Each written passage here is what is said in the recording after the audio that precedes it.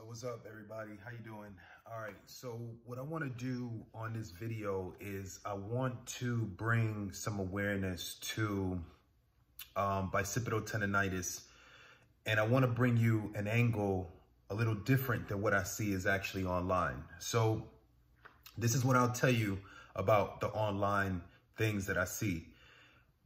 I feel that bicipital tendinitis happens to be, and it's kind of heard around the gym. You could ask anybody that lifts about their left or right front deltoid, and they'll tell you, hey, I got a little kink right here, you know, and then the story's usually the same. They'll tell you, hey, look, it usually kicks in when I bench press, when I do shoulder presses and stuff like that.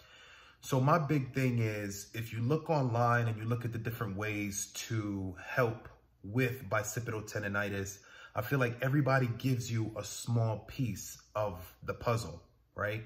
Everybody gives you a piece where they might help you out with the stretches. They might help you build an understanding of what it actually is. They might even help you with some exercises that you can do in order to reduce the pain or in order to help with the recovery. But what you're gonna find is that it's going to take a combination of literally what everyone is talking about in order to make this happen. And what they also need to realize, and that's everyone in that community trying to help out, is that there's different stages that you go through with bicipital tendinitis. It's not like you can actually, you know, go to the gym. Let's say you get bicipital tendinitis in your right shoulder, which happens to be the side that you feel it on. It's usually your weaker side. Everybody has a dominant side, and then the other side might not be as strong. It's usually that weaker side that you feel it on. Mine happens to be on the right side. So what you're gonna see is that on the right side, if I'm out and I go out and let's say I'm doing my lifting or whatever, I come back, I notice, hey, look, I got some bicipital tendinitis. The way that it is online is that, hey, look, I can just Google or type in how to get rid of it, and you'll get a starter kit of some stretches. You'll get a starter kit of some exercises that can be done. And they don't give you much information on how to utilize those stretches and how to make things done. So what I'm gonna do is I'm gonna put together a series of videos that breaks all this stuff down. Because if you were to ask me about bicipital tendinitis and how to recover from it, all the information can't be delivered in a 3-minute video, a 5-minute video, not even a 10-minute video. What I'm gonna do is I'm gonna take you through a series of videos that's actually going to help you build an understanding of how to get rid of it if you have it at a severe level, such as myself. And I'm gonna jump into my story real fast. If you have it to the degree that I had it to, you'll find that it's gonna take a long time of continuous training in order to bring it back up to its normal, possibly normal strength of what you had before, or you might just bring it back to a case where, hey, look, just be happy you can still bench press, all right? So I want to jump into what I actually did in order to bring on my bicipital tendinitis. And then I'll tell you maybe a little bit about the next video that I'm going to put out so that you can stay tuned for that. So when we're looking at the bicipital tendinitis, everywhere online, they're going to tell you about it, what it is. They're going to tell you about the tendon that travels from the shoulder down through the bicep. Okay, we know that it's probably on every video you click on, but I'm going to give you more information on it. So first of all, I contracted the bicipital tendinitis from holding I think my son was probably like 2 years old. I think he was, let's say 30 pounds, right? I was going from my car all the way down to my job, and I was actually walking. And before I did this, I'm telling you right now, this changed my life. Before I did it, I thought about it. I said, man, do I need the stroller or should I just carry my son? And I decided to leave the stroller and carry my son. I said, hey, look, you know, I'm a strong guy, no thing, 30 pounds, let's get it. So I went ahead, I grabbed my son and I started walking with him. And, you know, he ended up passing out on my arm. So there's no way to actually put him down. There's no way to actually rest at any point. So what I did is I carried him on one side, and notice the way that he's carried. The arm is in, so everything is coming forward, and you're really pinching that area right here. So you're pinching this area. And what you're gonna find is when you pinch that area and you add some weight to it, it's fine if you're in the gym and you're hitting a few sets and you're hitting a few reps, right? But let me tell you what I did. I was actually walking for at least an hour and change, So for me, what I did is I switched arms. I had him on the left, I switched him to the right. I had him on the right, switched him to the left. I just kept flip-flopping. Of course, like most people would do, on my dominant side, where I had the most strength, happened to be on the right side. On my dominant side, I went ahead and I kept them here longer. All right, it's a little different than, you know, the best way to do it is if you were to set a timer and literally you say 30 seconds, beep, beep, beep, beep. All right, switch them back. 30 seconds, beep, beep, beep. All right, switch them back. 30. But, you know, in my way of thinking, I just said, man, let me just hold them. Let me just keep walking. So I remember I would do like 5 minutes, 10 minutes on this side, pass them over for a few seconds, let the arm shake out, get some rest, and then I would pass them right back. So bicipital tendinitis is just that in itself. It's the overuse of the tendon, all right?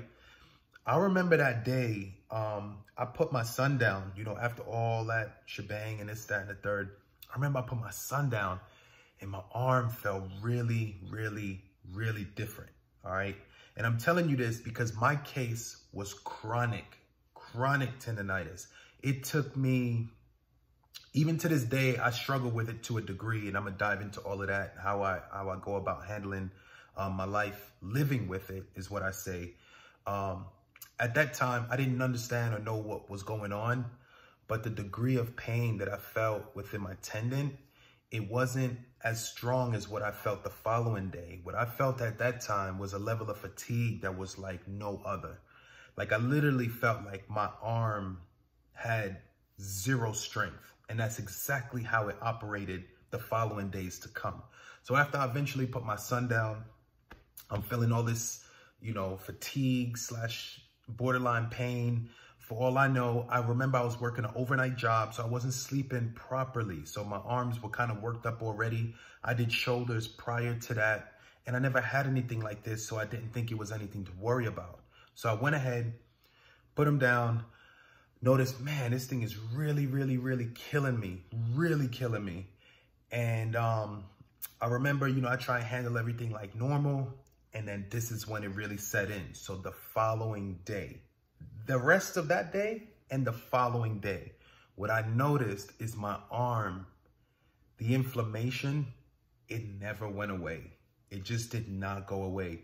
So to bring it down in the best terms, it was kind of like this. It was kind of like, you know, after you work out, you got that pump, you ready to go.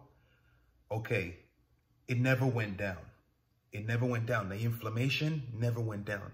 And what actually ended up happening is this entire side of my arm, so my traps, my shoulder, front side and rear deltoid, my chest, a little bit of my lats, this entire thing was on fire, was inflamed. And the following day, I remember all of this was like this. In the next few days to come, it was smaller than this side. So mind you, both sides faced the bicipital tendinitis to a degree. But of course, the side I had my son on for the longer period of time was the side that was feeling it the most. So on this side, it was smaller, it was weird. And that's pretty much when it all started. That's how I got it. That's when it all started. If you want to know about the duration, because I'm sure a lot of you are going to come to this video, you're going to want to know, man, when can it go? When can I get rid of it? How do I make it go away? So depending on how you go about your recovery will tell how long it's going to last. All right. So for me, I'm like a lot of you guys in the gym, give it like a week.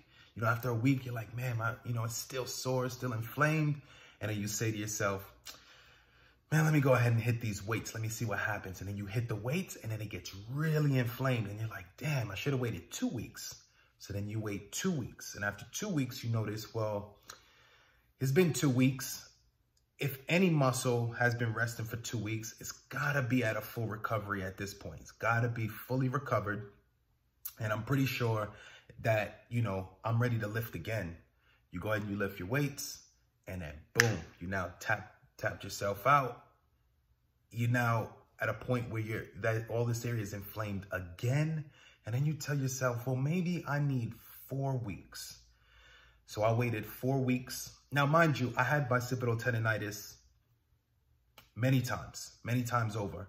But depending on how severe it actually is, depending on the degree of the injury, it'll tell how long it'll take in order for you to recover. So for some people out there, they might not need 6 weeks, 8 weeks, 12 weeks of rest. They might just need 5 days, 6 days, because yeah, they're faced with bicipital tendinitis, but it's not at an extreme degree. It's something that they can easily recover from just by basic, you know, care through nutrition and rest, pretty much. So I noticed that after about 4 weeks, I went back in. I said, man, it's 4 weeks. It's a whole month. There's no way that this could not be fixed. And I went ahead, got under that bench. You start pressing. Definitely no front raises or anything like that, but just getting under the bench and just pressing simple exercises. You notice, oh man, the flare up is back. That's when people start to go looking. They start looking online. They're like, man, what is this? How can I get rid of it? And you'll see everywhere you look, it's going to give you mixed ideas and opinions and stuff like that. So that's why I kind of decided to make this series of videos so we could kind of nip this in the bud. And if you are within the YouTube community and you happen to come across my videos, I'm going to tell you right now, you have been blessed. And I say that because I have figured this thing out, and I'm going to help people kind of walk through this journey with me as I go through it. I'm going to definitely coach and assist people, give them any answers to any questions that they have. And hopefully I can help them get through this, because it's a fight that it will tear you up. So at some point in time, weightlifting being everything to me, I actually fell into a small state of depression.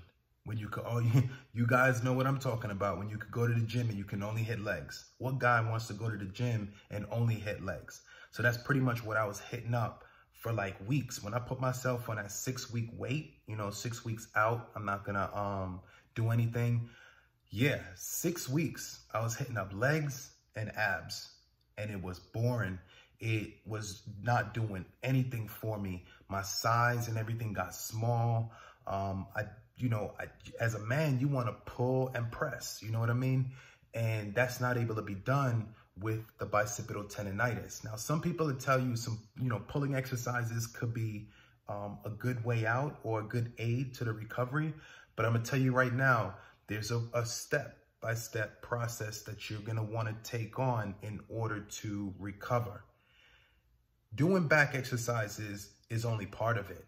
And I'm not going to dive into it right now because I could go on for a very long time. I'm going to save it for another video. Doing back exercises should be done, but it's how it's done, it's when it's done, it's how much is done, and it's about how your arm is taken to the aid that you're actually giving it. And you got to feel out what your arm is doing and how it's reacting before you give it something else to help it recover. So what I'm going to basically do in this series is I'm going to take it step by step, because I think every single video requires a lot of time, a lot of thinking, a lot of prep. And the way that it'll be set up is if someone comes across my videos, I advise starting with the first video, which is most likely going to be this one, and you go through one by one on how to make it happen. So I just want to bring this to your attention that I actually had bicipital tendinitis for years. If you want to know how many years. So when I first contracted the bicipital tendinitis in my right shoulder, it wasn't the real deal. It wasn't what I'm telling you about right now, okay? The one where I was carrying my son, that one played on me for now, it's been 3 years. 3 years, okay? Can I go to the gym? Yes. Can I build muscle? Yes. I got numbers and stats that I can show you, done on an InBody scale. If you're familiar with the InBody scale, InBody 560i, it's about 10 grand. Usually, I think if you're paying within that caliber of money, the chances of the accuracy being pretty high is probably there. And then I'm not looking at the accuracy. I'm just looking for the numbers to change. What direction did they actually go in? So can you grow?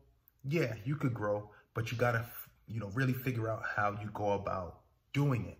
Now, this is what I'm going to tell you happens in a lot of people's cases. Once you contract bicipital tendinitis and you feel like you've gotten over it, at some point in time in the future, you might fail to continue your normal way of training, which you need to stick to, such as myself.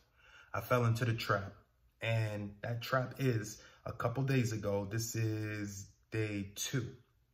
A couple days ago, I went and I lifted some weight that was too heavy. I lifted that weight too quickly, and I happened to contract the bicipital tendinitis again.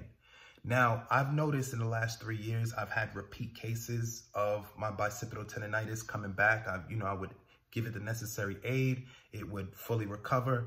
And then I noticed in certain situations that it would actually come back. And when it comes back, there's a certain way to go about handling it, because of course it's not as bad as that first time around, but you still need to follow the necessary procedures to bring it back to full recovery.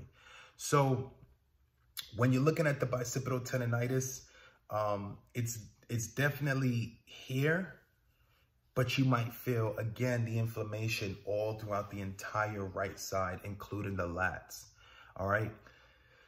The series that I make, I want to cover calories, so eating. I want to cover stretches. I want to cover exercises. I want to cover sets, reps, how much time should you stretch. Each thing is going to be done step by step. And as we go through it, hopefully, if I do it in individual videos, it'll be filled with enough detail where you could actually see the benefit of what's going on. So when the series is done, that's where people have the most benefit. But as the series is progressing, there's going to be some missing key points because I haven't actually put them yet. So stay tuned. I'm going to try and do a video every day. I happened to injure the arm 2 days ago. And what I'm going to do is I'm going to take you day by day on what I do, what I eat, how I stretch, each exercise I do. And I'm going to help assist and get you through this injury.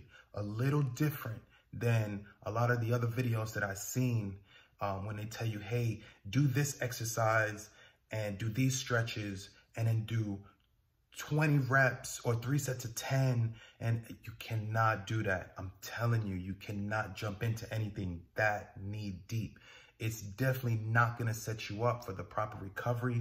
You're probably going to cause more inflammation to that area just because it wasn't ready for what you looked up. You looked up something that is valid, it works, but the time that you're deciding to do it, it's not the right time. You have to wait for the right time in order to make this stuff work and work efficiently. So stay tuned. I got more to come.